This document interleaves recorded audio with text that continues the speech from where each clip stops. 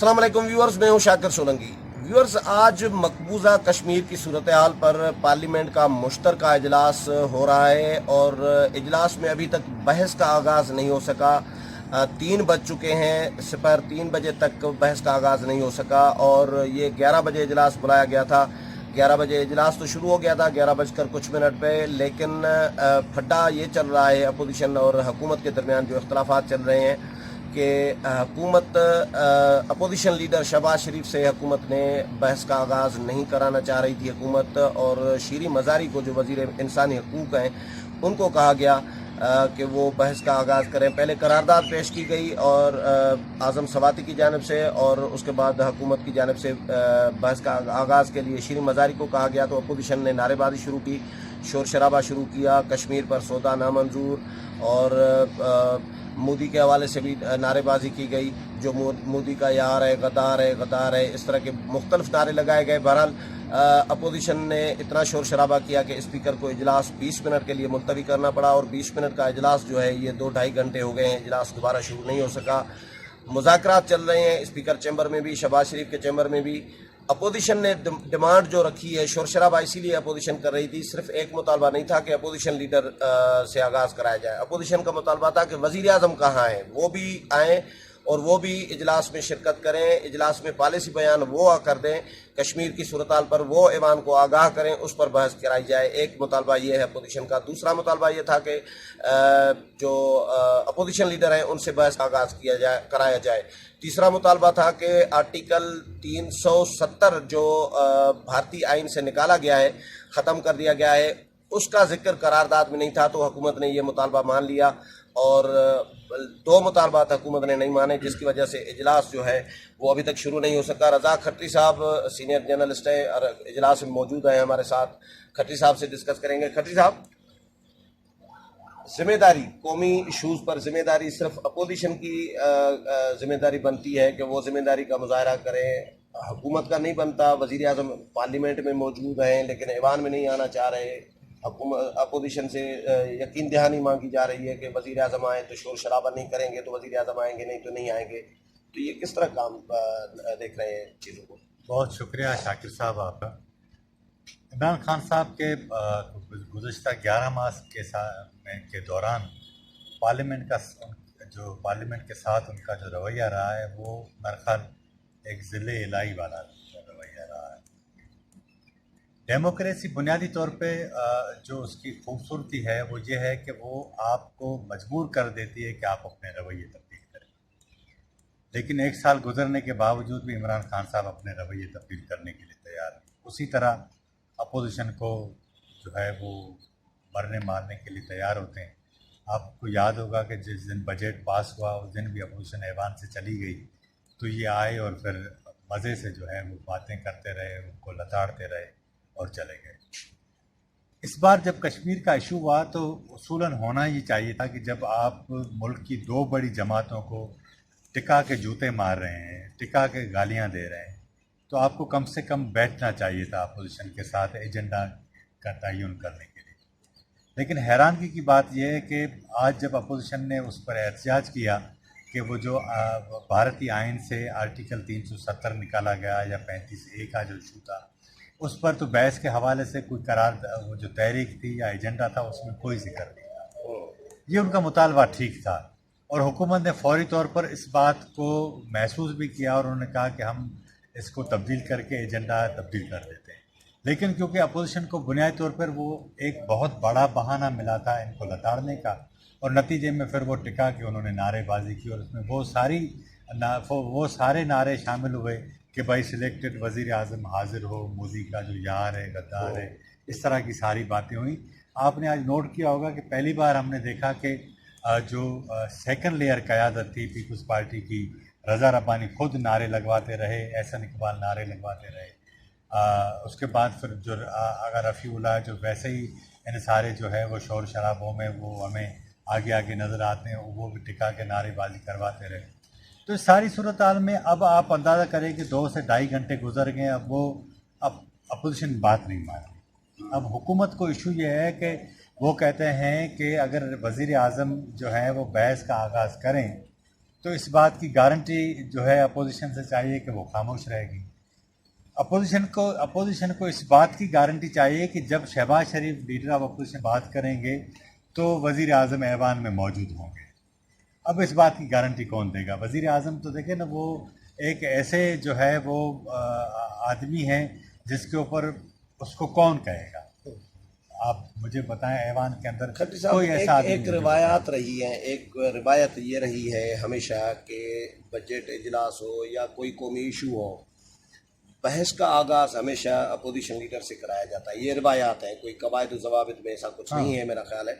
یہ روایات رہی ہیں. آج اگر حکومت یہ روایات برقرار رکھتی تو اس میں کیا حرج تھا؟ ایک بات. دوسری بات یہ ہے کہ جب اس طرح کا کوئی بڑا اجلاس یا سیشن روٹین کا ہی ہوتا ہے تو ہاؤس بزنس ایڈوائزری کمیٹی بلائی جاتی ہے، اپوزیشن کو اعتماد میں لیا جاتا ہے، ڈسکشن کی جاتی ہے، مشاورت کی جاتی ہے کہ ایوان کو کس طرح چلانا ہے، کتنے بجے تک چلانا ہے، کتنے دن تک چلانا ہے، اور کیا ڈسکشن کرنی ہے. یہ سارے معاملات ڈسکس ہوتے ہیں، طے ہوتے ہیں. تو حکومت اپوزیشن کو گھاس ہی نہیں ڈال رہی، اپوزیشن سے پوچھ ہی نہیں رہی، مشاورت نہیں کر رہی.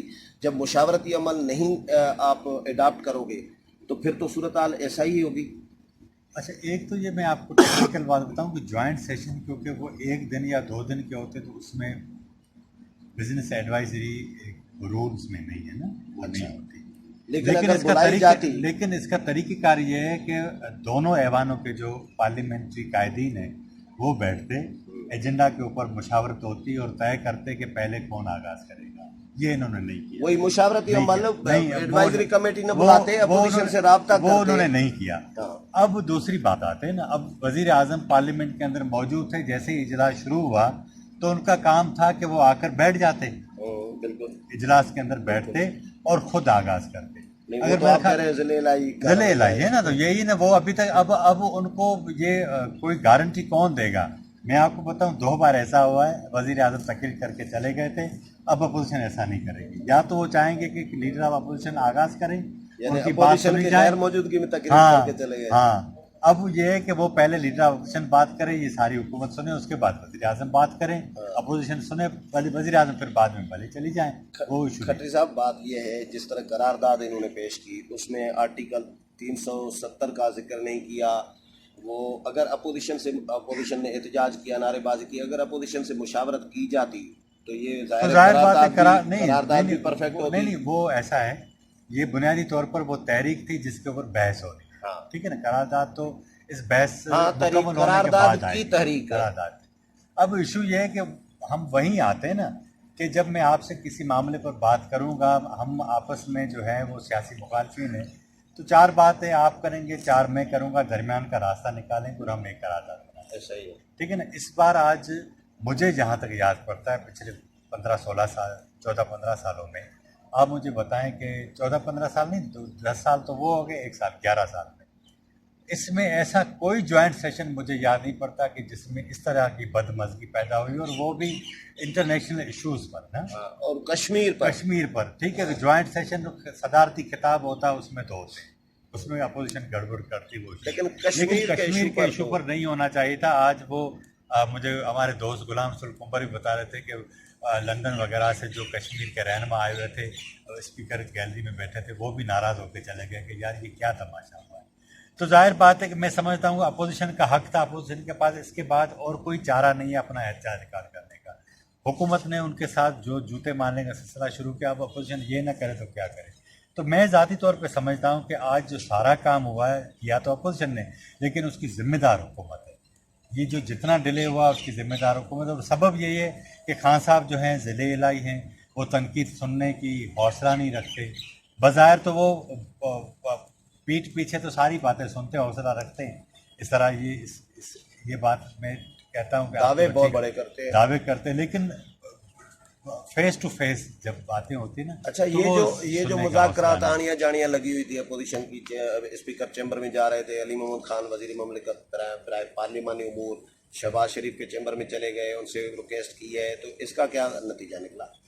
ابھی تک تو کوئی نہیں نکلا، بس آپ دعا کریں اور ان کو بھی خدا ہدایت دے، کوئی فون شون کر دیں ادھر پنڈی تو آرمی چیف اگر آ جائیں تو پھر سارے لوگ آ کے بیٹھ جائیں گے، پھر सभी तकारीर करेंगे और सुनेंगे भी सही और डाइस भी बजाएंगे। नहीं तो आर्मी चीफ तो जाहिर है इन कैमरा इजलास होता, अगर उन्होंने आना होता तो वो तो नहीं, वो आपकी बात ठीक है, मैं तो ये एज ए तंजन कह रहा हूँ, लेकिन इशू ये है कि ये सारे फोन पे चलते हैं ना यार। अपना आप पॉलिटिकल रवैया अपनाए, 1 साल आपको हो चुका है, आपको अपोजिशन के बगैर आप पार्लियामान नहीं चला सकते। जब सेनेट के अंदर आपके पास अक्सरियत भी नहीं है, तो मुझे बताएं कि किस तरह चलाएंगे। आपको अपना रवैया तब्दील करना होगा, आपको जो भी करना। आप मुझे ये बताएं, आज ज्वाइंट सेशन है, अगर ये आज प्रोडक्शन ऑर्डर जारी कर देते जरदारी साहब के, शाहिद खाकान के या दीगर के, तो कौन सा आसमान गिर जाना था? कुछ नहीं होना था ना। वैसे ही कौमी असेंबली के इजलास के मामले के तो आपने कर दिए, तो ये सारी सूरत हाल है। मेरे ख्याल है इनको बात समझ में। चलें, बहुत शुक्रिया खत्री साहब। व्यूअर्स, खत्री साहब की राय आपने सुनी कि प्रोडक्शन आर्डर्स भी जो गिरफ्तार अरकान हैं उनके जारी नहीं किए गए, लेकिन प्रोडक्शन आर्डर्स स्पीकर ने जो सेशन कल से जो गुज़श्ता सेशन चल रहा है, कल भी चला था और फिर आने वाले कल को भी है, मुलतवी किया गया है आज के दिन के लिए। उसके लिए जो रूटीन का सेशन है कौमी असम्बली का, उसके लिए तो प्रोडक्शन आर्डर्स जारी कर दिए गए हैं 3 अरकान के, ख्वाजा साद रफ़ीक, आसिफ अली जरदारी और शाहिद खाकान अब्बासी। बाकी 3 अरकान जो हैं राना सनाउल्लाह, अली वज़ीर और मोहसिन दावड़, उनके नहीं किए गए। बहरहाल इस वक्त सेशन मौखर है, कार्रवाई नहीं चल रही।